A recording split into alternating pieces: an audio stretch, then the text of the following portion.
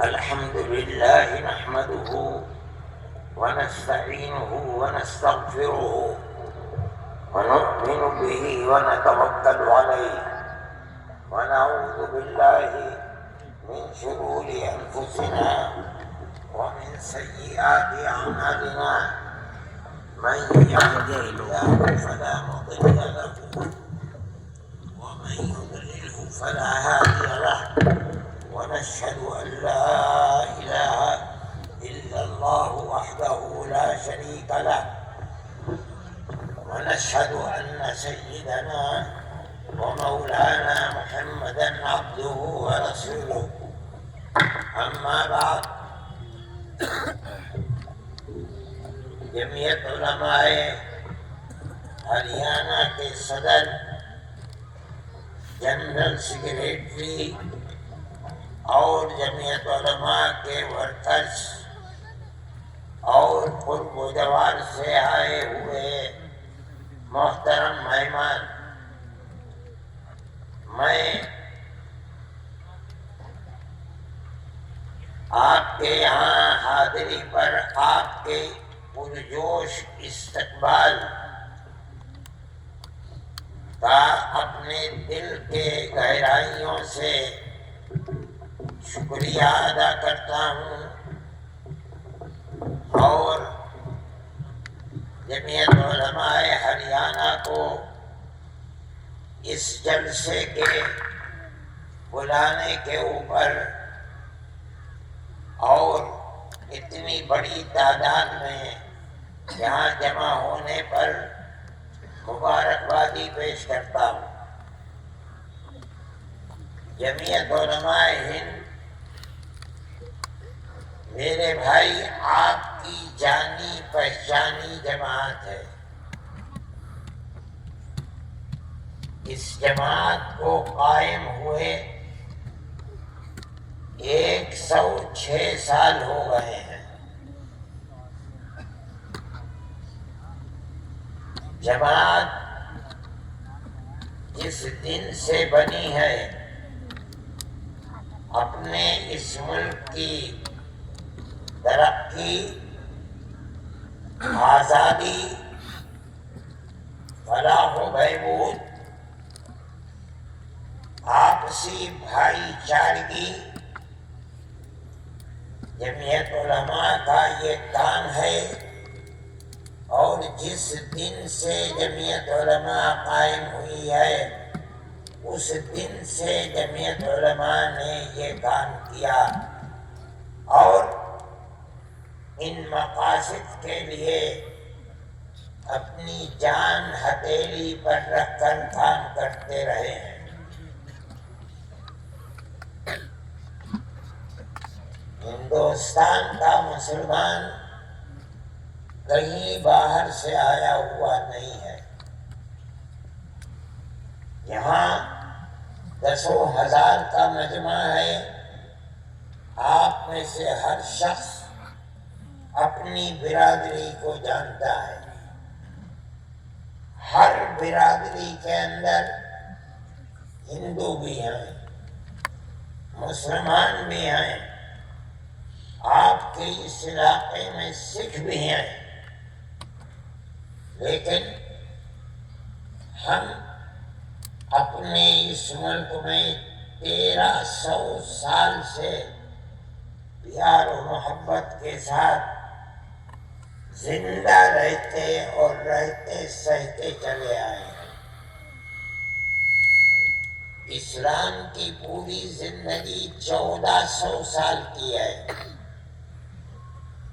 100 سال ختم ہوتے ہوتے اسلام عرب سے چل کر ہندوستان میں پہنچ گیا تھا۔ جو لوگ تاریخ کو جانتے ہیں وہ اس چیز کو بھی جانتے ہیں۔ اگر ہندوستان کے اندر ہندو گوجر ہے تو ہندوستان میں مسلمان گوجر بھی ہے۔ اگر ہندو جاٹ ہے تو مسلمان جاٹ بھی ہے، اگر ہندو پٹیل ہے تو مسلمان پٹیل بھی ہے۔ جو برادری ہندوستان میں پائی جاتی ہے اس برادری کے اندر مسلمان بھی ہے اور ہندو بھی ہے۔ پھر ہمارا رہنا سہنا ہر گاؤں کے اندر، ہر شہر کے اندر ہندو اور مسلمان کے ساتھ کب سے رہنا ہے، نہ ہندو اسے جانتا ہے نہ مسلمان جانتا ہے۔ ہم ہمیشہ سے یہیں رہتے ہیں، پیار و محبت کے ساتھ رہتے ہیں، ہم دکھ درد کے اندر ایک دوسرے کے شریک رہتے ہیں۔ ہمارا مذہب ہمیں ایک دوسرے کے ساتھ پیار و محبت کرنے سے نہیں روکتا، نہ ہندو کا مذہب روکتا ہے، نہ سکھ کا مذہب روکتا ہے، نہ مسلمان کا مذہب روکتا ہے۔ آج آپ حضرات کا ہریانے کے اس علاقے میں جہاں آج مسلمان بہت اقلیت میں ہے، جمع ہونا اور امن و شانتی کے ساتھ جمع رہنا اس چیز کی دلیل ہے کہ ہندو کے دل میں مسلمان کی، مسلمان کے دل میں ہندو کی قدر و قیمت ہے۔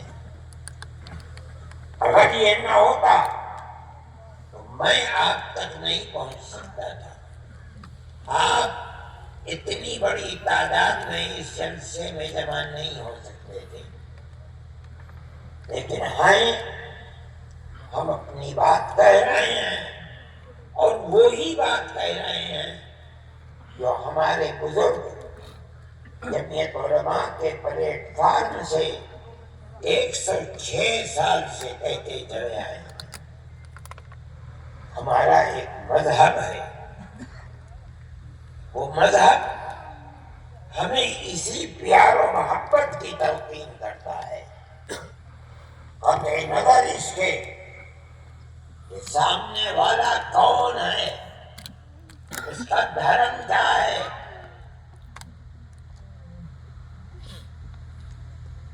ہمیں پیار و محبت کے ساتھ رہنے کی تلقین کرتا ہے۔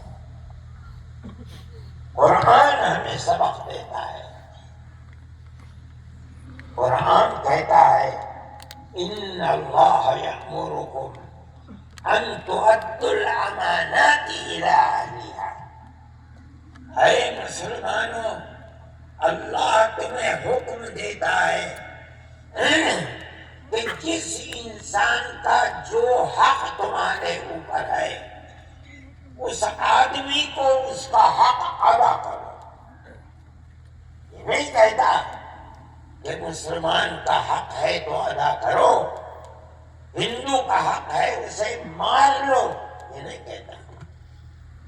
اگر سکھ کا حق ہے اسے ادا نہ کرو، یہ نہیں کہتا۔ قرآن کہتا ہے، اس کا مطلب ہے ہمارے عقیدے کے مطابق کہ اللہ ہمیں یہ تعلیم دیتا ہے کہ تم اگر دنیا سے اس طرح جاؤ گے کہ تمہاری گردن پر کسی ہندو یا کسی مسلمان کا حق ہوگا تو کل اللہ کے سامنے تمہیں اس کا حق ادا کرنا ہوگا۔ یہ قرآن کی تعلیم ہے۔ میں آپ کو قصہ سناتا ہوں اس آیت کے نازل ہونے کا۔ ہجرت سے پہلے ہمارے آقا حضرت محمد صلی اللہ علیہ وسلم مکہ معظمہ میں تھے۔ ایک شخص تھے وہاں جن کا نام عثمان تھا، کعبے کی چابی ان کے ہاتھ میں رہتی تھی۔ وہ ہفتے میں 2 مرتبہ کو کھولتے تھے اور اس کے دروازے پر کھڑے ہو جاتے تھے. ان کا جس کو جی چاہتا تھا جانے کی اجازت دیتے تھے, نہیں جی چاہتا تھا روک دیتے تھے. ایک دن حضرت محمد صلی اللہ علیہ وسلم نے جانا چاہا, انہوں نے منع کر دیا, کہا تم نہیں جاؤ گے, ہمارے مذہب کے مخالف بھی ہو اور ہم تمہیں کعبے میں جانے بھی دیں, ہم نہیں جانے دیں گے.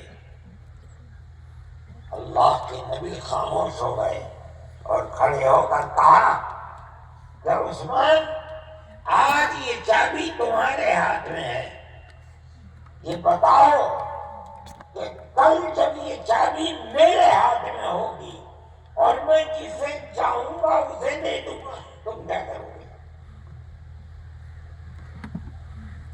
عثمان کہنے لگے کہ اگر کوئی دن ایسا آیا, اس کا مطلب یہ ہے کہ مکے کے رہنے والے قریش اس دن بہت ذلیل اور خوار ہوں گے.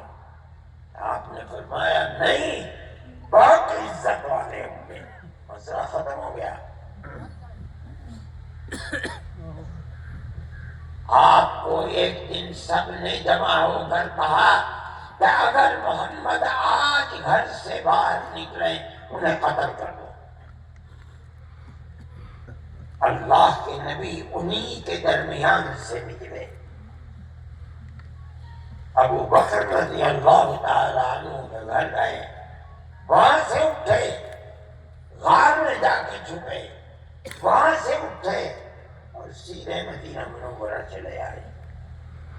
اب دیکھیے, 1 سال, 2 سال, 3 سال, 4, 5, 6, 7, 8 سال گزر گئے. ایک معاہدہ ہوا قریش سے, مکے کے رہنے والوں سے, انہوں نے خود اس معاہدے کو توڑ دیا. جب توڑ دیا تو اللہ کا نبی جو 8 سال پہلے ایک ابو بکر کے ساتھ آیا تھا, 10,000 آپ کے اشارے پر مر مٹنے والے لوگوں کو لے کر مکے میں گیا اور چٹکی بجاتے بجاتے مکے کو فتح کر لیا. فتح کرنے کے بعد حضرت علی کرم اللہ وجہہ سے فرمایا جاؤ عثمان سے چابی لے کر کے آؤ کعبے کی. عثمان مسلمان نہیں تھے ابھی. کہا میں تمہیں چابی نہیں دوں گا, محمد کے ہاتھ میں اپنی چابی دوں گا. اللہ کے نبی کے پاس آئے اور انہیں چابی دی.